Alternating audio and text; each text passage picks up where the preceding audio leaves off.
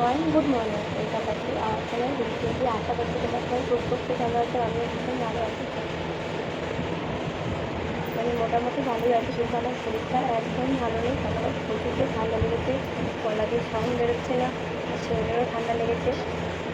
আর আজকে হচ্ছে কিছু শুক্রবার, ভেবেছিলাম যে আজকে ছেলেকে ডক্টর দেখাতে নিয়ে যাবো। তার আগে যে ওর জন্য একটা বটল অর্ডার করেছিলাম। এটা হচ্ছে ল্যাপটপের খুব কোয়ালিটি খুবই ভালো, আমরা কোম্পানিটি জানি ভালো। আর মা আজকে বাবাও কাজ চলে গেছে, আর মাও গেছে মাও গেছে সোদপুরে। কিন্তু আমার রান্না করে গেছে ভাত আর ডাল, সেটা বুধবার। ওই জন্য আমি সকালে খাবারটা করেছি, দুপুরেরটা করিনি, করবো। আর সব কাজ করে একটু বসে আছি, একটু ফোন করছি। চলো আমি একটু রেস্ট নিয়ে নিই, কারণ পিছনে তখনই সকালে আর কিছু খাবো না। শরীরটা সেরকম ভালো লাগছে না, একদমই ভালো লাগছে না। গলা ফলাগুলো খুব ব্যথা, ভালো করে আরও মনে হচ্ছে দিতে দিতে বসছে।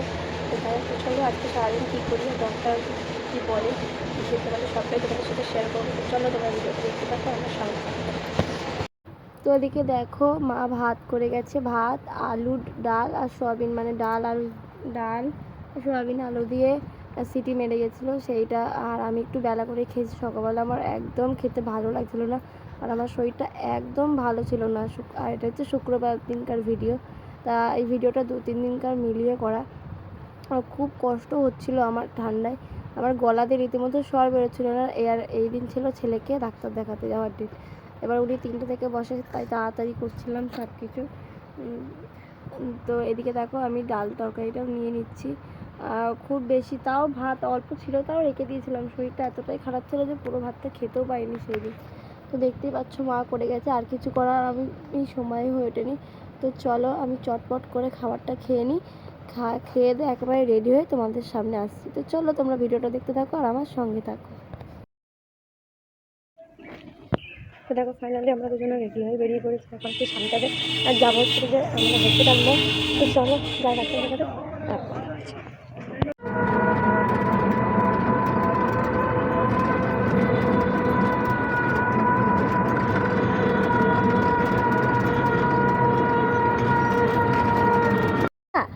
তো এদিকে দেখো আমাদের টোকেন ছিল 2 নম্বর, আর ভেতরে তো ক্যামেরা মানে করা উচিত হয়নি আমার, বা করিনি আমি। আমাদের টোকেন ছিল 2 নম্বর, আর সেই দিন ও যা চিৎকার করছিল জানো না, সবাইকে দেখেও খুব আনন্দিত। আর যেহেতু আমরা 2-এ ছিল, আমাদের তাড়াতাড়ি দেখানো হয়ে গেছে। তো দেখো আমরা না অনেকক্ষণ আগেই বাড়ি চলে এসেছি, আর ও দেখো সমক্রমাণে এত দুষ্টুমি করছে, দেখো ক্যামেরাটা ধরতে যাচ্ছে, আর প্রচণ্ড দুষ্টুমির লেভেল বেড়ে গেছে, এত দুষ্টু করছে।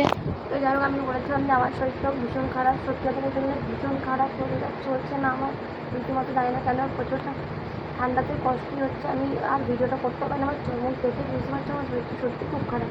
তারপরে ওকে সামলালো একটা ধকল, তার জন্য আমি আর এসে ভিডিও করতে পারিনি। আর ডাক্তার দেখালাম, তা ওর মোটামুটি ঠিকই আছে, খুব একটু ঠান্ডা লেগেছে একটুই যা, তার জন্য মেডিসিন দিয়েছে।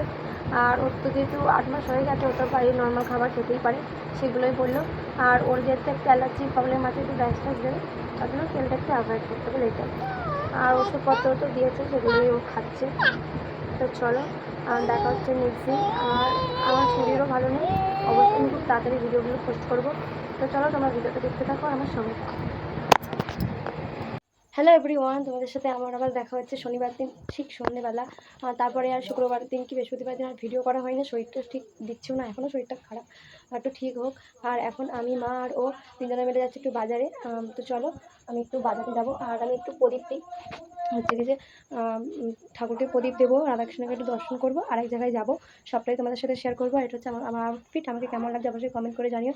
তো চলো মা আর ও দুজনে বাইরে আছে, আর ও তো মানে যে রেডি হওয়া দেখেছে ও তো আর থাকবে না, ওকে মাকে বললাম যে ওকে নিয়ে একটু বাইরে যাও, আমি যাচ্ছি।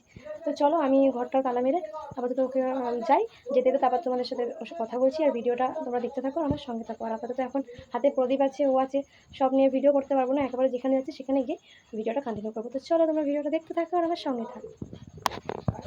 তো হ্যালো এভরিওয়ান, এদিকে দেখো আমি মুদিখানার দোকানেও চলে এসেছি, আর এখান থেকে কিছু মুদিখানার জিনিসপত্র নিয়ে নিলাম, যেমন বিস্কুট, চিড়ে, কিছু খাবার।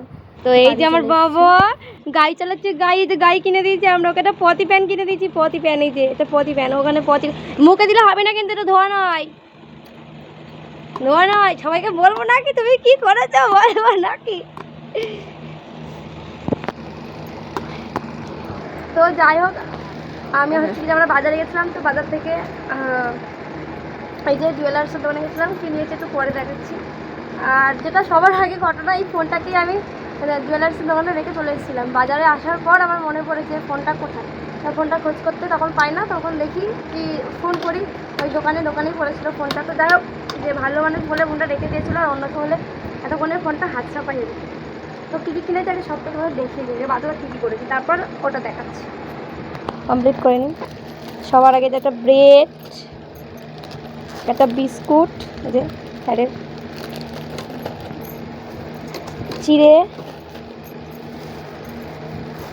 আপেল আর কলা, এখানে হচ্ছে আলু, পেঁয়াজ আর বাবানের খাবার, ব্যাস।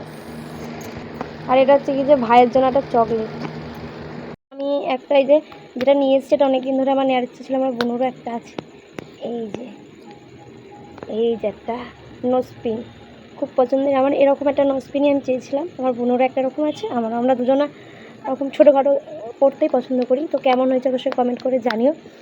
আর তোমরা চাইলে এই যে আমি ঠিকানা দেখিয়ে দিচ্ছি, তোমরা চাইলে অবশ্যই ডে জুয়েলার্সে ভিজিট করতে পারো যারা শান্তিপুরে থাকো। খুব কম দামে ভালো কিছু পাওয়া যায়।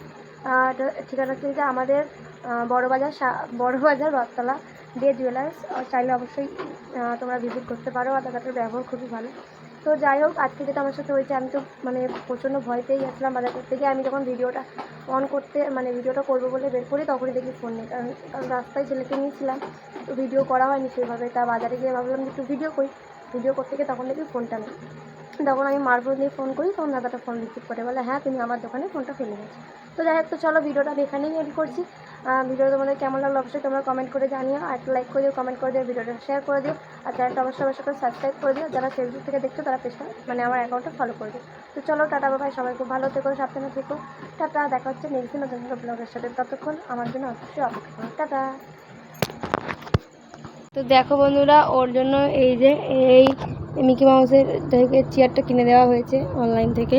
তা ও তো বসবে কি, দেখো ও ওখানে শুয়ে পড়ছে। তা কেমন হয়েছে অবশ্যই তোমরা কমেন্ট করে জানিও। আর একটা মা আজকে পার্সেলটা রিসিভ করেছে, আমি বাড়ি ছিলাম না। কিন্তু কেমন হয়েছে বলো। কিন্তু ওকে যতই আমি এটার মধ্যে বসানোর চেষ্টা করি না কেন, ও কিছুতেই বসতে চায় না। কি করে বসাবো তোমরা একটু কমেন্ট করে জানিও তো। বালিশ দিয়ে বসানোর চেষ্টা করি, সেখানেও ও বসতে চায় না। চেয়ার কিনে দিচ্ছি, সেখানেও ও বসতে চায় না। ও একদমই বসতে চায় না। কিন্তু ওর 9 মাস বয়স হতে যাচ্ছে, যদি না বসে এই সময় কী বলবো বলো। ও প্রচণ্ড দুষ্টু ছেলে, ও একটুও বসতে চায় না। তো তোমরা যদি কেউ জেনে থাকো যে কী করে বাচ্চাকে বসানো যায়, তোমরা অবশ্যই আমাকে কমেন্টে মেনশন করে জানিও তো যে কী করে বসানো যায়। তো চলো, এটা কেমন হয়েছে অবশ্যই তোমরা কমেন্ট করে জানিও। তো চলো, দেখা হচ্ছে একটু পরে আবার। আর এই চেয়ারটা তো আমি নিয়েছি হচ্ছে কি যে মিশোর থেকে। যদি লিঙ্ক পাই ডিসক্রিপশন বক্সে অবশ্যই আমি দিয়ে দেবো লিঙ্কটা, তোমরা চাইলেও নিতে পারো। তো কেমন হয়েছে অবশ্যই কমেন্ট করে জানিও। চলো, টাটা বাবাই, দেখা হচ্ছে